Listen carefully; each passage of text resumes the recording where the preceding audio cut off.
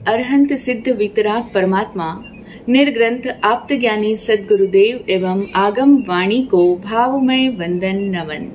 समस्त भव्यात्माओं की भव्यता को प्रणाम।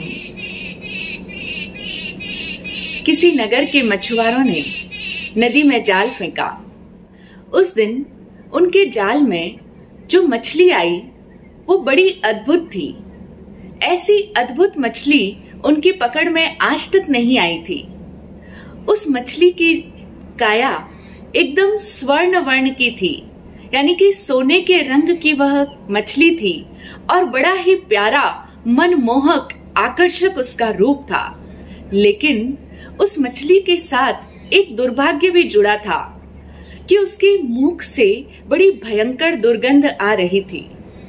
मछुआरे बड़े हैरान हुए, चकित हो गए कि ऐसी मछली तो आज तक कभी जाल में नहीं आई। आज दिन तक वो मछलियों को पकड़ते आए हैं।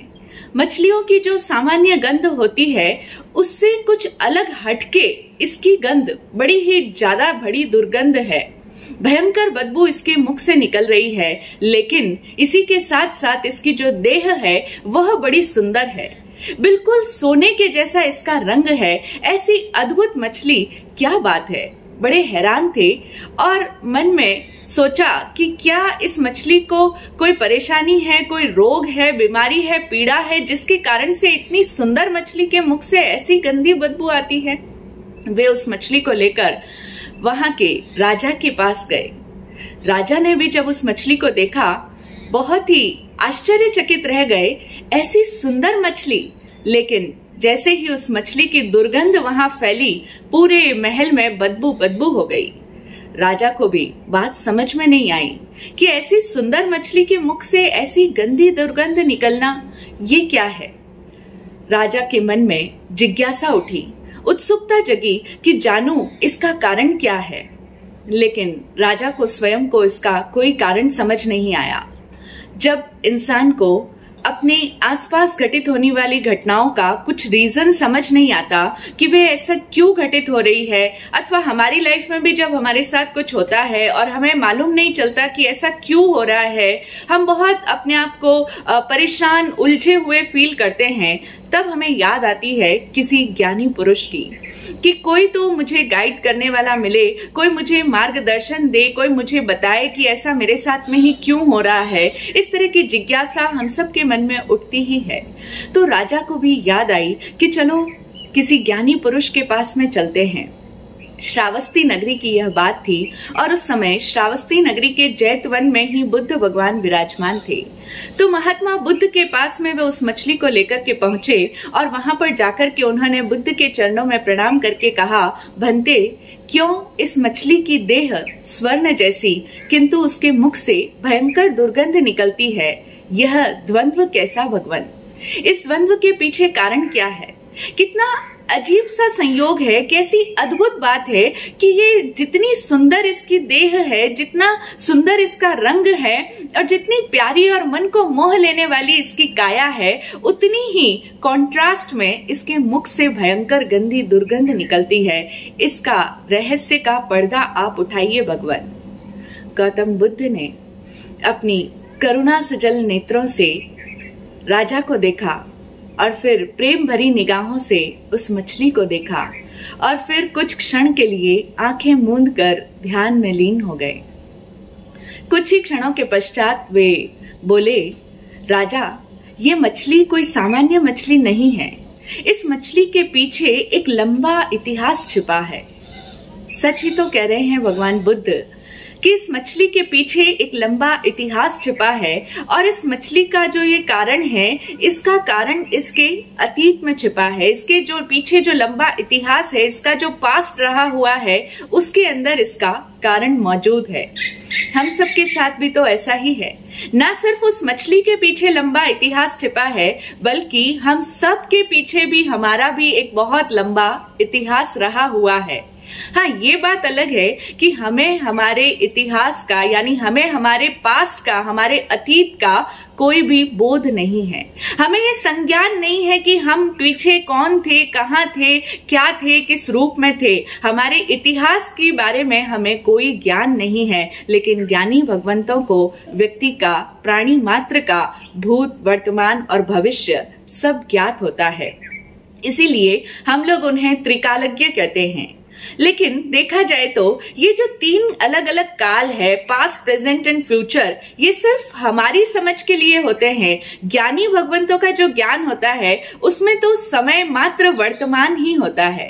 उसमें पास्ट और फ्यूचर जैसी कोई चीज नहीं होती है। वहां कोई अतीत नहीं है और कोई आने वाला कल, भविष्य नहीं है। वहां पर समय ही इतना विस्तृत हो जाता है कि उसी समय के अंदर हम जिसे पास्ट कहते हैं और हम जिसे आने वाला कल कहते हैं, क्योंकि हमारे सामने वो अभी तक आया नहीं, लेकिन ज्ञानी भगवंतों के ज्ञान में वो साक्षात होता है, प्रत्यक्ष होता है। उनके लिए वो पूरा का पूरा वर्तमान ही होता है, उनकी आंखों के समक्ष होता है, उनके ज्ञान के सामने होता है।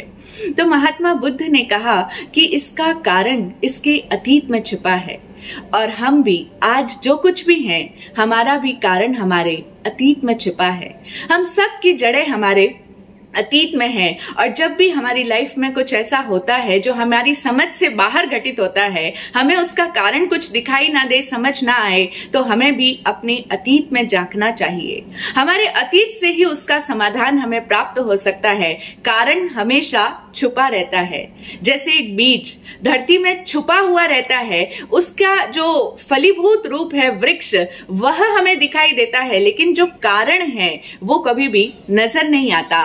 कारण, जिसको हम कॉज कहते हैं, वो कॉज हमेशा छुपा हुआ रहता है। कार्य रूप में घटना जब प्रकट रूप में आती है वो कार्य है, इफेक्ट है। तो इफेक्ट सबको दिखता है, लेकिन कारण, कॉज किसी को नजर नहीं आता। वो तो ज्ञानी भगवंतों की नजर में ही प्रत्यक्ष रहता है। तब बुद्ध ने कहा कि राजा, इसके पीछे जो इसका लंबा इतिहास छिपा है, उसी में इस प्रश्न का, तुम्हारे प्रश्न का उत्तर भी मौजूद है। बात यह है कि यह मछली अपने पिछले जन्म में भगवान काश्यप नामक बुद्ध पुरुष के सानिध्य में रही थी, और वहां पर ये एक कपिल नामक महापंडित भिक्षु था। ये जो मछली का जीव है, ये अपने पूर्व जन्म में कपिल नाम का एक बहुत ही विद्वान भिक्षु था। सब शास्त्रों का जानकार था, बड़ा ही विद्वान था। सारे शास्त्र उसको मुख पर थे, यानी कंठस्थ थे, हृदय में धारण किए हुए थे। मुख पर उसे सब कुछ याद था। उसकी स्मृति इतनी कुशल थी, उसकी मेधा इतनी प्रखर थी कि जो कुछ भी वो पढ़ लेता था वो उसको अपने मस्तिष्क में संग्रहित कर लेता था। बड़ा विद्वान था, बड़ा शास्त्रों का जानकार था, और जब भी किसी के साथ में शास्त्रार्थ करता था, वाद विवाद करता था, तो आज तक किसी भी शास्त्रार्थ में उसकी पराजय नहीं हुई थी। यानी हर जगह पर उसकी जीत ही जीत होती थी, क्योंकि उसे जो कोई भी प्रश्न पूछो, उसके दिमाग में सारे उत्तर पहले से ही रटे रटाए मौजूद थे। उसे कभी भी कुछ भी उठा करके पूछ लो, वह शास्त्रों के रेफरेंस के साथ में, विद कॉन्टेक्स्ट टू दिस, इस तरह से बात को अपने रेफरेंस के साथ में, प्रमाणों के साथ में प्रस्तुत कर सकने की उसके पास में कुशल स्मृति थी, मेधा थी। इतना बुद्धिमान वह पंडित भिक्षु कपिल था।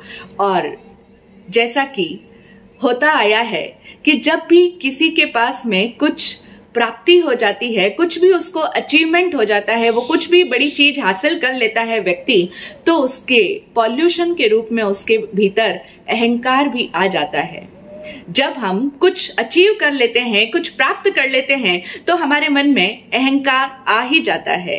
ऐसा ही उस कपिल नामक महापंडित भिक्षु के साथ भी हुआ। अपनी उस विद्वत्ता का, उस पांडित्य का, उस शास्त्रों की जानकारी का उसके भीतर बड़ा अहंकार भर गया था, और दंभ ने उसके भीतर डेरा डाल दिया था। अब वो अपने आगे किसी को कुछ नहीं समझता था। यहाँ तक कि जिस ज्ञानी गुरु के पास में वह रहता था, जिनसे उसने यह सब ज्ञान प्राप्त किया था, उन्हें भी वो अपने सामने कुछ नहीं समझता था। और इसी अहंकार में आकर के उसने अपने गुरु का अपमान किया। कई बार उसने अपने गुरु को तिरस्कृत कर दिया, क्योंकि वह अपने आगे गुरु को कुछ नहीं मानता था। उसे लगता था कि जितना कुछ मैं जानता हूं उतना तो शायद गुरु को भी याद नहीं रहता। मैं तो हर जगह जहां पर भी जाता हूं विजय श्री का वर्ण करके आता हूं, सब जगह शास्त्रार्थ में मेरा नाम होता है, मेरी ही जीत होती है। इतना तो शायद मेरे गुरु भी ना जानते होंगे, मैं तो अब उनसे भी आगे बढ़ गया हूं। इस तरह से जो ज्ञान के सोर्स थे, जिनसे उसने सारा ज्ञान पाया था, उन गुरु की भी अवहेलना वह करने लगा, उनका भी अपमान करने लगा। और ना सिर्फ अपमान, तिरस्कार, अवज्ञा, बल्कि वह अपने मन ही मन गुरु के प्रति विरोध में भी लगा रहता था। और थोड़े समय पश्चात तो यह खुल करके अपने मुख से गुरु का विरोध भी करने लगा, गुरु के विरोध करने में लग गया। अब वह लोगों को गुरु के खिलाफ भी भड़काने लग गया था। लेकिन जो इसने इतने दिनों तक बुद्ध पुरुष का सत्संग किया था, उनकी छाया में रहा था, यानी कि उनके सानिध्य में रहा था, उनके निश्राय में, उनकी पर्युपासना में यह बैठा था, तो इस वजह से इसकी देह स्वर्ण जैसी हो गई है।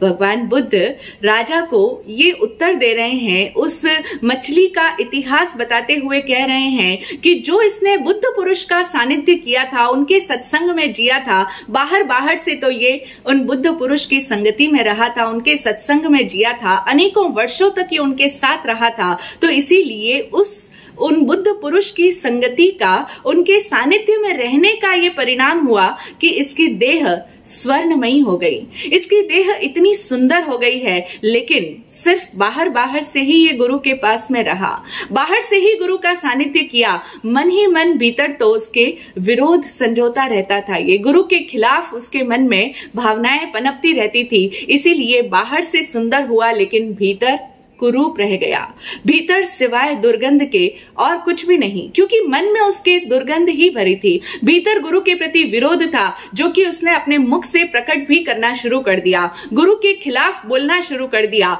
और जिस मुख से इसने अपने गुरु का विरोध किया था, उसी का परिणाम यह है कि आज इसके मुख से भयंकर दुर्गंध निकलती है।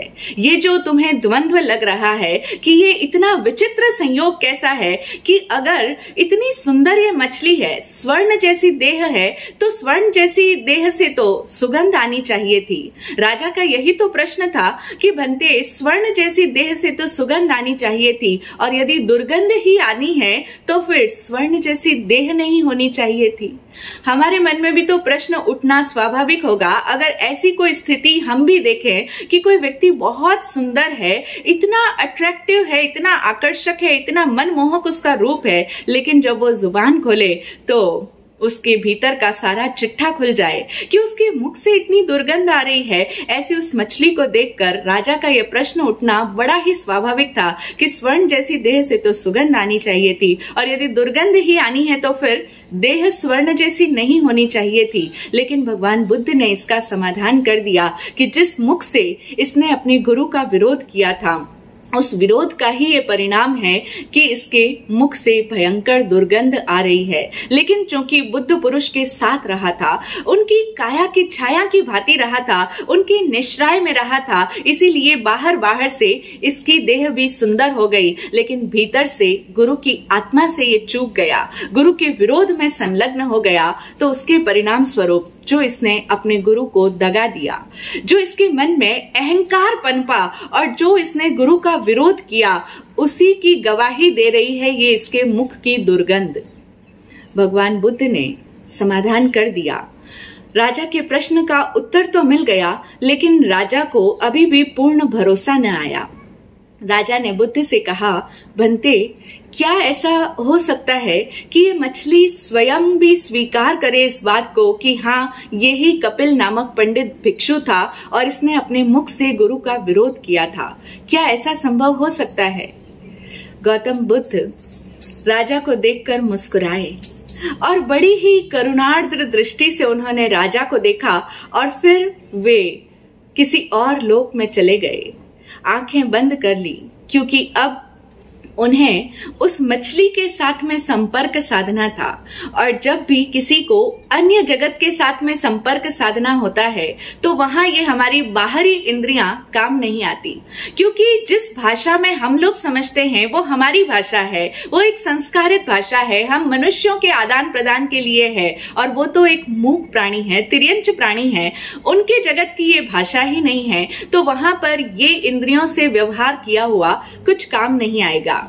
हम लोग सुनते हैं ना कि ज्ञानी भगवंतों का अतिशय होता है कि उनकी वाणी को देवता भी समझ सकते हैं, मनुष्य तो समझते ही हैं, और तिर्यंच भी सुन सकते हैं, समझ सकते हैं। ये तीर्थंकर परमात्मा की वाणी का अतिशय होता है। तो ऐसा ही ज्ञानी का ये जो अतिशय है, इसका अर्थ हम समझें कि कैसे उनकी बात को, उनकी वाणी को तिर्यंच, मनुष्य, देव सारे ही प्राणी समझ लेते हैं। उस बात का रहस्य ये है, उसका विज्ञान ये है कि भाषा जो है वो तो सिर्फ मनुष्य जगत के लोग ही समझ सकते हैं, लेकिन भाषा जब हम बोलते हैं उसके पहले हम सबके भीतर एक नाद उठता है, और उस नाद को कोई भी समझ सकता है। तीर्थंकर परमात्मा की वाणी का वो अतिशय होता है कि उनकी उस नाद को, उनके भीतर की जो भावों से उठने वाला नाद है, वो इतना प्रबल होता है, सजग होता है कि उस नाद को देवता भी ग्रहण कर लेते हैं, और उस नाद को वो तिर्यंच पशु पक्षी भी ग्रहण कर लेते हैं। और तिर्यंच पशु पक्षियों के लिए तो ये भी हम देखते हैं, और हम लोगों ने भी सुना होगा कि वे लोग तो किसी भी ज्ञानी पुरुष की उपस्थिति मात्र को ही सेंस कर लेते हैं, क्योंकि उनकी इंद्रियां बड़ी ही संवेदनशील होती है। हम मनुष्य तो चूंकि अपने मस्तिष्क के केंद्र से जीते हैं, इसीलिए हम लोग अपने विचारों के इर्द गिर्द घूमने के कारण हमने अपनी इंद्रियों की सेंसिटिविटी को, संवेदनशीलता को बहुत ही क्षीण कर दिया है। लेकिन पशु जगत में, पक्षी जगत में आज भी उनकी सेंसिटिविटी बड़ी प्रबल होती है, और इसी कारण से वे लोग किसी भी व्यक्ति का जो ऑरा है, उसका जो आभा मंडल है, उसका जो इलेक्ट्रोमैग्नेटिक फील्ड है, उससे ही वो महसूस कर पाते हैं, सेंस कर पाते हैं कि वो व्यक्ति कैसा है। और हमने सुना होगा, ऐसी कई कथाएं हैं, कहानियां हैं, जिनमें आप लोगों ने भी पढ़ा सुना होगा कि पशु पक्षी जानवर ज्ञानी पुरुष के इर्द गिर्द आकर के बैठते हैं, बड़े ही प्रेम से, बड़े ही भक्ति भाव से बैठते हैं, क्योंकि वो उनके आभा मंडल में स्वयं को अभय महसूस करते हैं।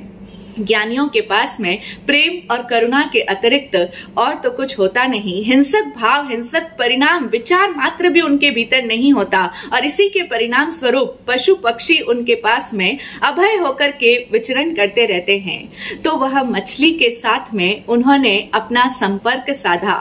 अब उन्होंने अपने प्राणों को उस मछली के प्राणों तक फैलाया, और भीतर से उस मछली पर ज्ञान पूर्ण दृष्टि डाली। उस मछली के भीतर भी ज्ञान चेतना का उदय हुआ। बुद्ध पुरुष के सानिध्य में आने से महात्मा बुद्ध के पर्युपासना में, उनके उस अतिशय क्षेत्र में, उनके उस इलेक्ट्रोमैग्नेटिक फील्ड में आकर के अब उस मछली के भीतर भी वो ज्ञान का जागरण हो रहा है, और अब उस मछली को ये दिखाई देने लगा अपना पिछला जन्म, जिसे हम जाति स्मरण ज्ञान कहते हैं। मछली को उसी समय बुद्ध पुरुष की उपस्थिति से, उनके सानिध्य से, उनके द्वारा वो दिव्य दृष्टि दिए जाने से अब उसकी मछली के भीतर जो जाति स्मरण ज्ञान हुआ, तो उसने स्वयं ने देखा, और महात्मा बुद्ध भीतर में मानो उसे कह रहे हो कि याद कर, भूले हुए को याद कर, तू ही पिछले जन्म में कपिल नामक भिक्षु था। अब उस मछली को वो जैसा जैसा बुद्ध कह रहे हैं वो उसे नजर आने लगा। उसे स्वयं अपने भीतर ये अनुभव हुआ कि हाँ, उसने अपने गुरु का विरोध किया था। इतने बड़े साक्षात बुद्ध पुरुष के सानिध्य में वह रहा, लेकिन अपने उस अहंकार के कारण उसने गुरु को धोखा दे दिया, गुरु का अपमान किया और गुरु का विरोध किया। तो उस विरोध के परिणाम स्वरूप ही आज उसके मुख से इतनी गंदी दुर्गंध निकलती है। कपिल नामक वो भिक्षु का अपना पूरा इतिवृत्त चित्र उसकी आंखों के सामने आ गया, और तब उसे भी पश्चाताप हुआ कि मैं बाहर से बुद्ध पुरुष के करीब रहा। ऐसा मौका, अनुपम सौभाग्य किसे मिलता है कि साक्षात गुरु के साथ में कोई रहे, जो परमात्मा स्वरूप है, जो स्वयं बुद्ध पुरुष है। उनके पास में रहने का सानिध्य ही ना जाने कितने कम लोगों को मिलता है। मैं इतना पुण्यशाली था, लेकिन फिर भी अपने अहंकार में, में आकर के मैंने उनको चूक गया, मैं अपने अहंकार के कारण मैं चूक गया, गुरु का विरोध किया। अब उसके भीतर पश्चाताप होता है। अब वह प्रायश्चित स्वरूप उसके भीतर भावना उत्पन्न होती है कि ये मैंने बहुत गलत किया, मैंने गुरु का विरोध क्यों किया। जब भी हम कोई गलती करते हैं तो उस समय तो हम अहंकार में आकर के या लोभ भाव में आकर के अपने जो भी आवेग हमारे काम करते हैं, उन आवेगों में आकर के हमारे द्वारा कुछ न कुछ गलत हो जाता है, विभाव में आकर के दुष्कृत्य हो जाता है। लेकिन उस विभाव में हमने जो दुष्कृत्य किया, जो अतिक्रमण कर दिया, उसी से वापस विरमण करना, उसी से वापस प्रतिक्रमित होना, इसीलिए तो समण भगवान महावीर ने प्रतिक्रमण की साधना दी है। हम सब साधक प्रतिदिन प्रतिक्रमण की साधना में यही तो करते हैं कि जो कुछ भी दुष्कृत्य हमारे मन, वाणी और काया से हुआ, विभावों के आवेग में आकर के, आवेगों के उदयवश, कषाय आवेशवश हमसे जो कुछ भी दुष्कृत्य हो गया है, हम उसकी आलोचना कर लें। जब एक व्यक्ति अपने उन पूर्वकृत पापों की शुद्ध मन से आलोचना कर लेता है, गुरु के सामने स्वीकार कर लेता है, तब वह उस पाप से मुक्त हो जाता है। उसका वह दुष्कृत्य, दुष्परिणाम, दुष्भाव, जो कुछ भी उसने किया मन, वाणी, काया से, अपने भावों से, वह सब कुछ निष्फल हो जाता है। तो अब वह मछली इस समय में मछली है, लेकिन वो अपना जो पूर्व जन्म देख रही है, उसके भीतर प्रायश्चित का भाव जगा। यह सब बुद्ध पुरुष का ही उनके अतिशय का ही प्रभाव था कि अब वो प्रायश्चित स्वरूप उसकी आंखों से आंसू निकल पड़े। आंसू की बूंद जैसे ही बाहर गिरी, राजा ने देखा, क्योंकि आंसू आना यह तो बाहर की घटना है। भगवान बुद्ध जो उसके साथ में बातचीत कर रहे हैं, उसके साथ में जो उन्होंने संपर्क साधा है, वह तो उनके आंतरिक जगत की घटना है। लेकिन हम लोग जो कि इस चमड़े की आंखों से ही देख करके समझ सकते हैं, हमें अभी वो ज्ञान का स्तर अभी प्राप्त नहीं हुआ कि हम भीतरी जगत की बातें भी देख सकें, समझ सकें। तो राजा ने देखा जो बाहरी जगत में घटना घटी, उस मछली की आंख से आंसू आया। और जब राजा ने गहरी दृष्टि से उस मछली की आंख देखी तो उसे भी स्पष्ट दिखाई दिया कि जैसे एक व्यक्ति जब अपनी गलती का पश्चाताप करता है तो कैसे उसकी आंखों के भीतर एक दीन भाव होता है, ऐसे ही उस मछली की आंखों में उस समय गहन विषाद का भाव था, एक परिताप का भाव था, एक दीनता का भाव था कि मैंने सचमुच गलत किया। इस तरह का उसकी आंखों का भाव और वह आंसू राजा ने देखा। और तब राजा भी समझ गया कि हाँ, मछली को ये भान हो चुका है, जो कुछ बुद्ध ने बताया अब इस मछली को भी समझ में आ गया है। लेकिन तभी उस मछली का देहावसान हो गया, वह मछली मृत्यु को प्राप्त हो गई।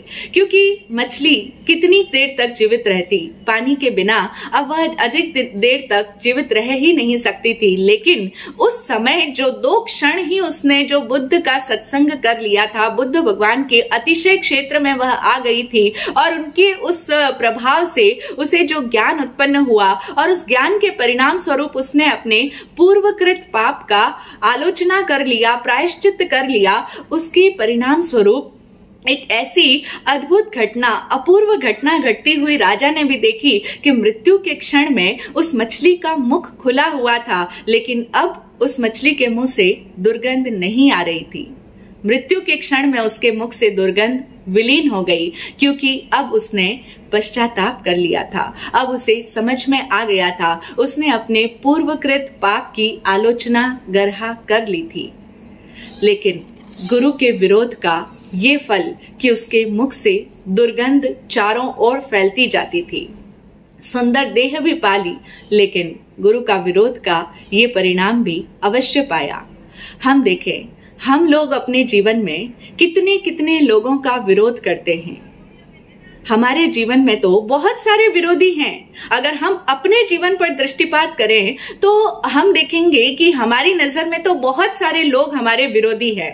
अक्सर आप लोगों ने सुना होगा, कई बार खुद ने भी बोला होगा, हम लोग सुनते हैं लोगों के मुंह से कि गुरुदेव मेरे परिवार में लोग मेरा बहुत विरोध करते हैं, मैं जहां भी जाता हूं वहां पर मेरा बड़ा विरोध होता है।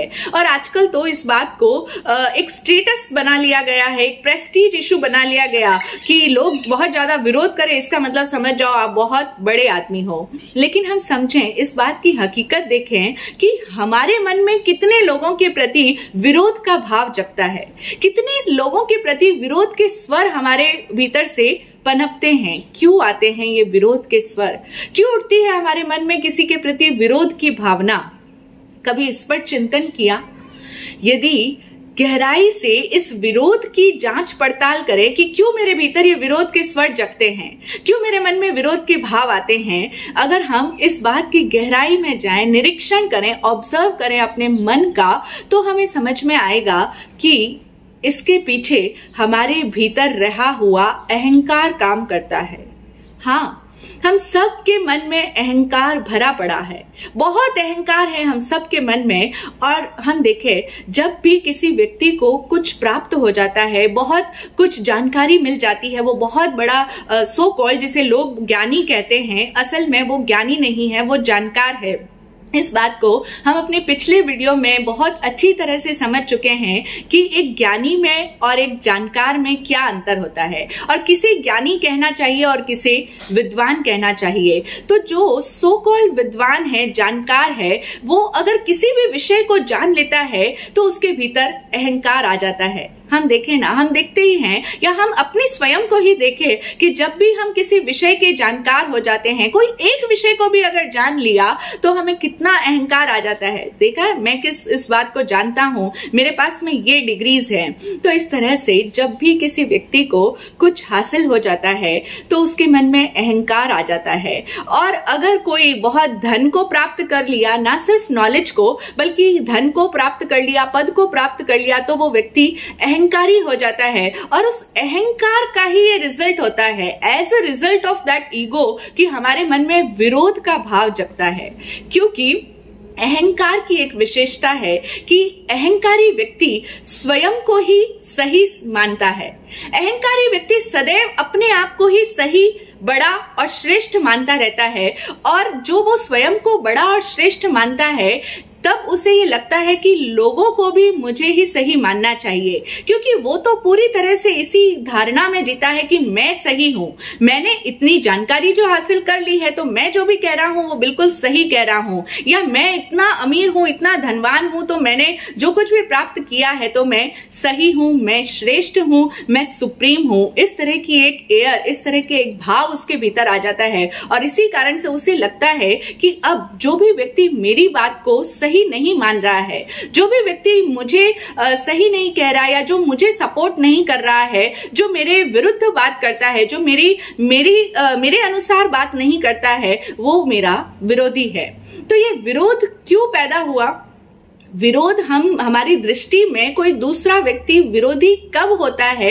क्योंकि हमारी दृष्टि में हमारे प्रति अहंकार का भाव भरा है, हम अपने आप को अहंकार में आकर के बड़ा मानते हैं, श्रेष्ठ मानते हैं, और इसी कारण से हमें दूसरों में विरोध नजर आता है। जब कोई व्यक्ति हमारी बात को स्वीकार नहीं करता है, हमारी बातों में सहमति नहीं जताता है, हमारी बात की हाँ में हाँ नहीं मिलाता है, और अगर वो हमें बड़ा नहीं मानता, वो हमें श्रेष्ठ नहीं समझता है, तब हमें लगता है कि ये हमारा विरोधी है। कितनी जल्दी एक ऑपोजिट पार्टी क्रिएट हो जाती है। हम कहते हैं कि ये तो हमारे खिलाफत करने वाले लोग हैं, ये हमारे खिलाफ है, क्योंकि ये हमारी बात को सही नहीं मानते हैं। और ये विरोध देखने वाली दृष्टि जो हमारे भीतर है, इसी का नाम मिथ्या दृष्टि है, क्योंकि हमारे मन में अहंकार भरा है। और इसी के कारण से हमारे इस अहंकार के भाव के कारण से हम बहुत जल्दी अपनी दृष्टि में विरोध पैदा कर लेते हैं, और हमारे से जो भिन्न दूसरे लोग है वो हमारे विरोधी बन जाते हैं। हम उनके ऊपर एक टैग लगा देते हैं कि ये हमारे विरोधी है, हम उन्हें विरोधी घोषित कर देते हैं। और ये विरोध देखने वाली दृष्टि, ये सोच कहां कहां नहीं है। हमारे जीवन में हम देखें, हमारे घर परिवार में, हमारे रिश्तों में भी हम विरोध क्रिएट कर देते हैं, विरोधी बना देते हैं। सब जगह रीजन सेम है। साइकोलॉजिकल रीजन हम जब अपने मनस के विज्ञान में गहराई में जाएं तो यही है कि हमारा अहंकार है जो कि स्वयं को श्रेष्ठ प्रूव करना चाहता है। अहंकार हमेशा ही अपने आप को सही साबित करने का प्रयास करता रहता है और इसी अहंकार के कारण अगर सामने वाला व्यक्ति हमें सही ना माने, हमारी बात में सहमति ना जताए, हमारे समर्थन में नहीं है, तो वो हमारे से ऑपोजिट वाली पार्टी हो गई। और ये ऑपोजिट पार्टी, ये विरोधी पार्टी कहां कहां नहीं पैदा कर देते हम लोग। हम देखें ना, घर में एक बहू अपनी सास को अपना विरोधी समझती है ना। कितनी हैरानी वाली बात है कि ये विरोध हमारे दिमाग में कितना ज्यादा भरा हुआ है। ये उतना ही भरा होगा जितना हमारे भीतर अहंकार भरा होगा। जो जितना ज्यादा अहंकारी है उसके भीतर उतनी ही विरोध वाली दृष्टि है। वो उतने ही ज्यादा अपनी लाइफ में लोगों को विरोधी देखेगा, मानेगा, विरोध क्रिएट कर देगा। तो बहू सासू को अपना विरोधी मानती है। वो समझती है कि ये दूसरी पार्टी वाले हैं। सासू बहू को अपना विरोधी मानती है। सासू कहती है कि बहू तो मेरी बात को कभी सुनती ही नहीं है, मेरी बात के कभी समर्थन में आती ही नहीं है, इसकी अपनी अलग ही चलती है। हम लोग बोलते भी है ना कि ये तो कभी सीधे मुंह बात ही नहीं करता, ये तो हमेशा टेढ़ा टेढ़ा ही चलता है, तो इसीलिए ये तो अब बिल्कुल मेरा विरोधी है। हमने अब उसके ऊपर एक लेबल कर दिया कि ये मेरा विरोधी है। घर परिवार में देवरानी जेठानी को अपनी विरोधी दृष्टि से देखती है, जेठानी देवरानी को विरोधी पार्टी समझती है और फिर ना सिर्फ वो एक अकेले, वो अन्य अपने रिश्तेदारों को भी अपनी अपनी पार्टी में शामिल करते रहते हैं, अपनी अपनी बातों के समर्थन में लेते रहते हैं। देखो भाई ऐसा है ना, ऐसा है, ऐसा है। जो लोग उसका समर्थन करेंगे, उसकी बात को सही मानेंगे, उसे सही साबित करेंगे, उसे सही बताएंगे, वो उसकी पार्टी के हो जाएंगे। और जो लोग उसके समर्थन में नहीं है, उसके साथ में नहीं है, वो लोग ऑपोजिट पार्टी के हो जाएंगे। तो ये जो विरोध है ये हमें हर जगह पर नजर आता है। हम कहीं पर भी नजर डालें, रिश्तों में, घर परिवार में, हमारे कार्यस्थल पर, हमारे वर्क प्लेस पर, ऑफिस में हम देखें हमारे कलीग्स हैं, लेकिन उन कलीग्स के बीच में भी कुछ हमारी पार्टी वाले हो जाते हैं जिन्हें हम फ्रेंड्स मान लेते हैं क्योंकि वो लाइक माइंडेड है, हमारे जैसी सोच वाले हैं। हम जो बात करते हैं वो भी वही बात करते हैं, हमेशा हमारे समर्थन में रहते हैं, तो वो हमारे फ्रेंड्स हो गए। और दूसरे वाले वो हमारे विरोधी हो गए, वो हमारे शत्रु हो गए। अब हम उन्हें विरोध भरी नजरों से, शत्रुता भरी नजरों से देखते हैं। और ये बात एक बच्चों में से ही शुरू हो जाती है। हम देखें जो बच्चे स्कूल में जाते हैं, कॉलेज में जाते हैं, वहां पर भी लोग अपने गुट बना लेते हैं, अपनी अपनी पार्टीज क्रिएट हो जाती है कि भाई जो जो मेरी बात का समर्थन करता है वो सब मेरी पार्टी में है, ये सब मेरे वाले लोग हैं, और जो मेरी बात को नहीं मानते वो दूसरे वाले लोग हैं, है ना। स्कूल्स में, कॉलेजेस में आप लोगों ने ऐसे ग्रुप बनते हुए देखे होंगे। तो ये जो विरोध देखने वाली दृष्टि है, ये जो हम विरोध क्रिएट करते हैं, असल में यही संसार है। इसी का नाम मिथ्या दर्शन है और इसी का नाम सांसारिक दृष्टि है, इसी का नाम संसार है।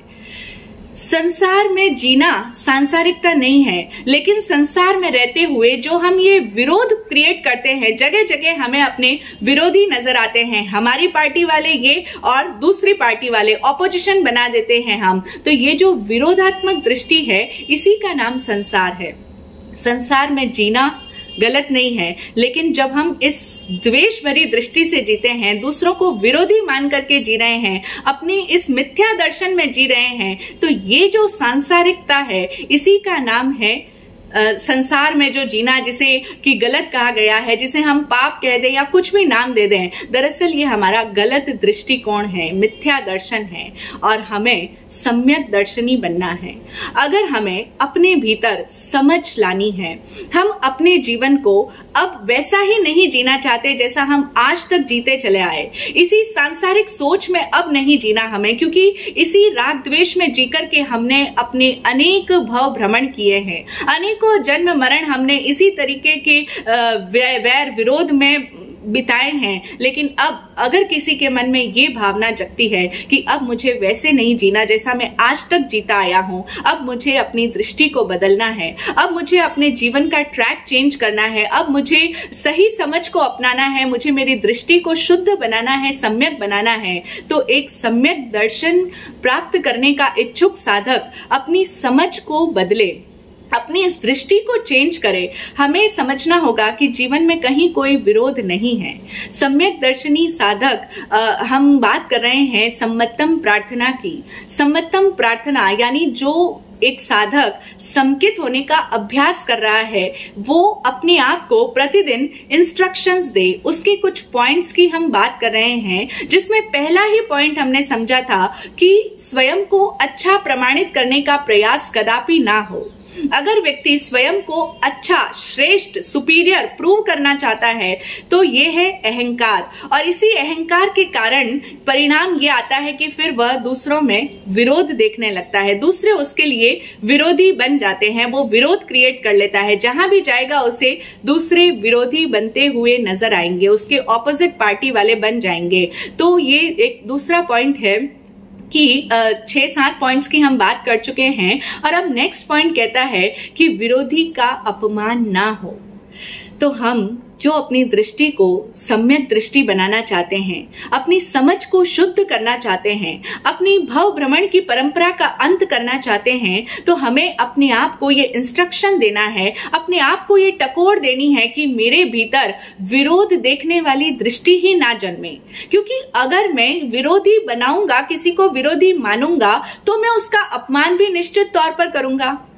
अपमान हम करते हैं अपने विरोधियों का, क्योंकि हम उन्हें कुचलने का प्रयास करते हैं। जब व्यक्ति अपने अहंकार में होता है और सामने वाला उसका विरोधी है, तो हमारे भीतर से रिएक्शन क्या आएगा कि मैं उस सामने वाली पार्टी को चुप करा दूंगा, उसे दबा करके शांत करके बिठा दूंगा, उसे विरोध के स्वरों को मुझे कुचलना है। और इसी कारण से हम सामने वाले का अपमान करते हैं, उनका तिरस्कार करते हैं। यही तो सब दुनिया में चलता आया है, इसी का नाम दुनियादारी है, यही सांसारिकता है और यही मिथ्या दृष्टिकोण है। इसी मिथ्या दृष्टि के कारण संसार के सारे ये राग द्वेष पूर्ण व्यवहार चलते आए हैं। आज दिन तक हम भी उसी का हिस्सा रहे हैं, लेकिन अब हमें समझना है, अब हमें सम्यक दृष्टि होना है, अब हमें इस पक्ष और विपक्ष के इस दुष्चक्र से बाहर आना है। ना तो स्वयं का कोई पक्ष क्रिएट करना है, और जब स्वयं का पक्ष नहीं बनाएंगे तो सामने वाला विपक्षी ही नहीं होगा। समकित का मतलब है निष्पक्ष हो जाना,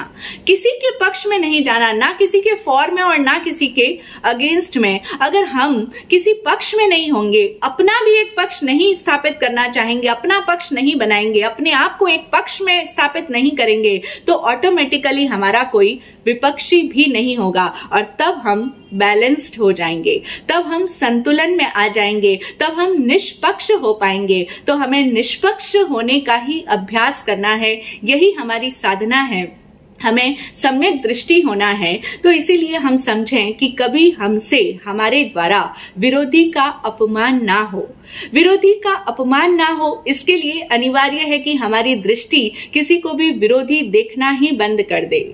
एक सम्यक दृष्टि कैसी होती है, वो जीवन को कैसे दिखता है।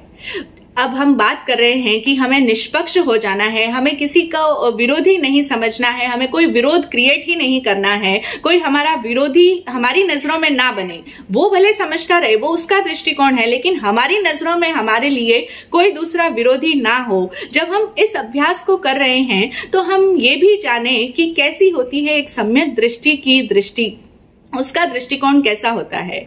वो जीवन में ऐसे जीता है, वो जीवन में सबको ऐसे देखता है जैसे हम लोग देखते हैं जब भी किसी भवन का निर्माण होता है, तो किसी भवन का निर्माण होते समय जो ईंटें लगाई जाती है, जो ईंटों से वो घर या वो बिल्डिंग जो भी बन रही है, वो ईंटें क्या सब एक ही सीध में लगाई जाती है?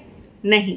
आप लोगों ने बहुत भवनों का निर्माण होते हुए देखा होगा, सबको एक्सपीरियंस होगा कि जब भी कोई बिल्डिंग बनती है तो उसकी ईंटें एक ही सीध में नहीं लगती है। कोई ईंट आड़ी लगती है, कोई ईंट खड़ी लगती है, कोई ईंट सीधी लगती है, कोई ईंट उल्टी लगती है, और तभी जाकर के वो भवन बनता है और तभी वो भवन स्थायित्व को प्राप्त करता है। अगर मजबूत बिल्डिंग बनानी है तो सारी ईंटें एक ही सीध में अगर रखी जाएगी तो वो बिल्डिंग कभी भी मजबूत नहीं बनती है। तो जो ईंटें आड़ी है, तिरछी है, उल्टी है, सीधी है, उसी तरीके से ये जीवन भी ऐसा ही है।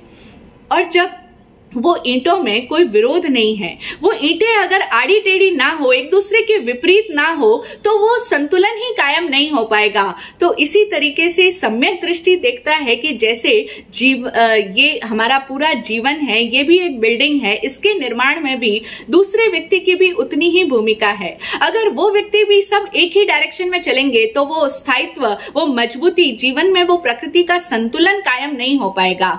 ठीक इसी प्रकार से जब भी कोई वस्त्र बनता है, जब भी कोई वस्त्र बुना जाता है, तो उसके ताने बाने कैसे होते हैं? क्या सब एक ही सीध में होते हैं? नहीं ना, कोई आड़ा है, कोई तिरछा है, एक आड़ा और एक तिरछा, ऐसे ही वस्त्र बुना जाता है। तो इसी तरीके से जीवन में जहां जहां पर भी हमें विरोध नजर आता है, वहां वहां पर हमें इस तरीके से देखना होगा कि जैसे वस्त्र बुना जाता है तो आड़ा और तिरछा बुना जाता है, उसी तरीके से जीवन में ये सब आड़ापन और तिरछापन जो भी है वो विरोध नहीं है।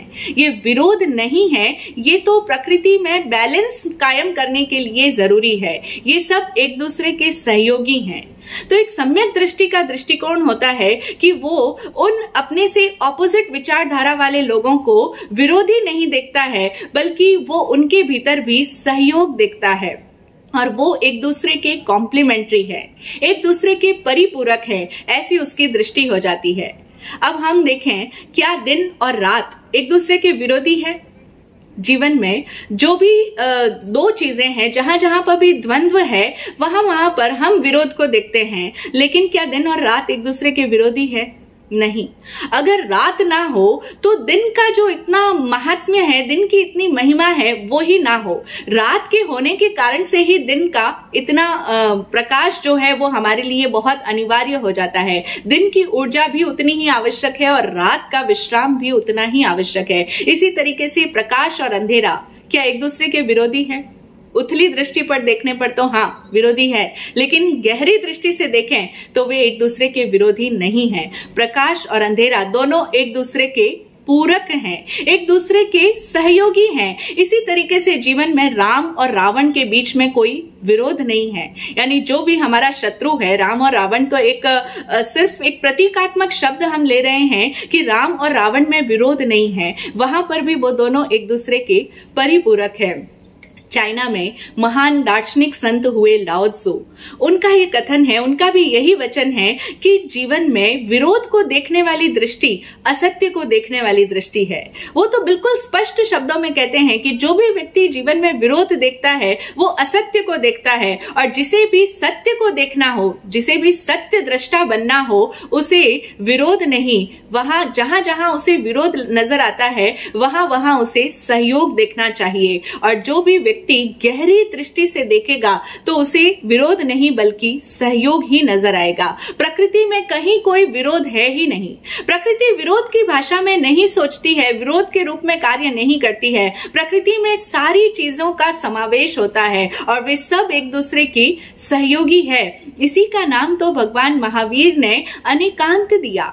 ये अनेकांत का अर्थ ही यही होता है कि ये पूरा जगत, ये प्रकृति, सभी वस्तुएं अनंत धर्मात्मक है और उस अनंत धर्मात्मक वस्तु में उसकी विपरीत विधा भी सम्मिलित हो जाती है।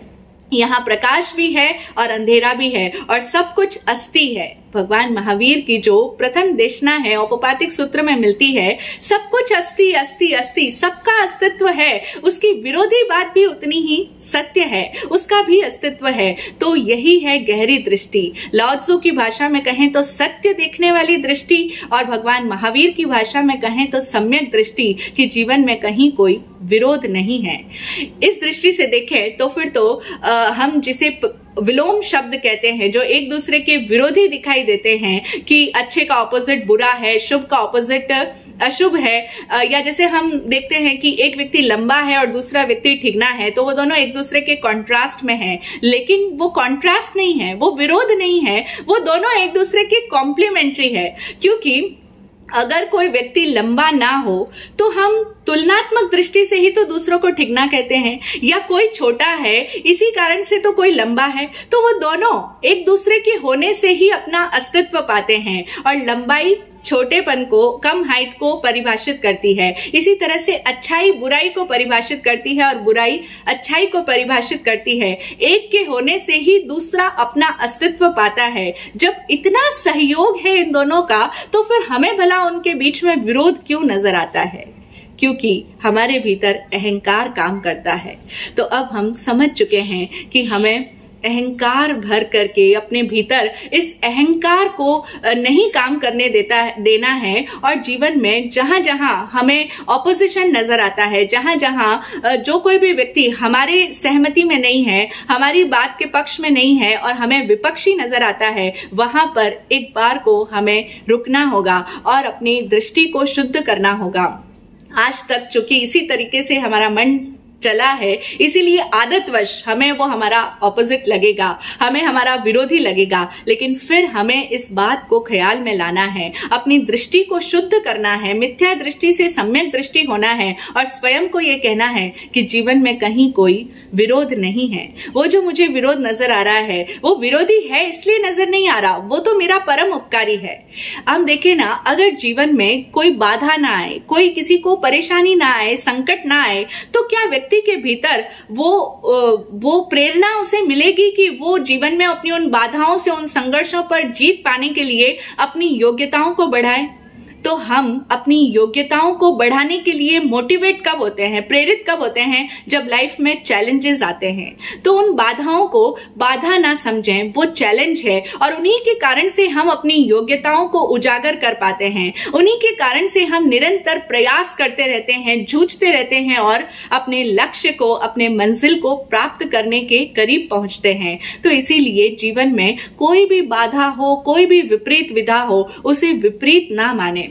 ये विपरीतता ही हमारी नजर से गायब हो जाए, विलीन हो जाए, वो सब हमारे लिए सहयोगी है। जब ऐसा सकार का भाव, ऐसा विधेयक भाव, ऐसा पॉजिटिव एटीट्यूड हमारा हर घटना के प्रति, हर सिचुएशन, हर सर्कमस्टेंस, हर व्यक्ति के प्रति आ जाएगा, तभी हमारा जीवन तरक्की पर बढ़ेगा। और यही दृष्टि सम्यक दृष्टि होगी, यही दृष्टि सत्य दृष्टि है। हम सब अपने आप के भीतर इस दृष्टि को पैदा करें और ये दृष्टि कोई बाहर से चिपकानी नहीं है। जैसे हमारी समझ बदलेगी, वैसे वैसे हम गहरी दृष्टि को देखने वाले होंगे और जीवन में गहराई से देखेंगे तो कहीं कोई विरोध हमें नजर नहीं आएगा। सब एक दूसरे के सहयोगी हैं। कितनी गहरी और कितनी प्यारी बात है कि जीवन में कहीं कोई विरोध नहीं है। प्रकृति संतुलन में जीती है और यहाँ संतुलन के लिए सभी की आवश्यकता है। सभी एक दूसरे के सहयोगी हैं। इस सहयोग भाव से जिए। ये सहयोग देखने वाली, जीवन में कहीं विरोध न देखने वाली दृष्टि, सम्यक दृष्टि हम सब के भीतर जागे। यही सद्गुरुदेव से प्रार्थना। ओम शांति, ओम शांति। जय गुरु।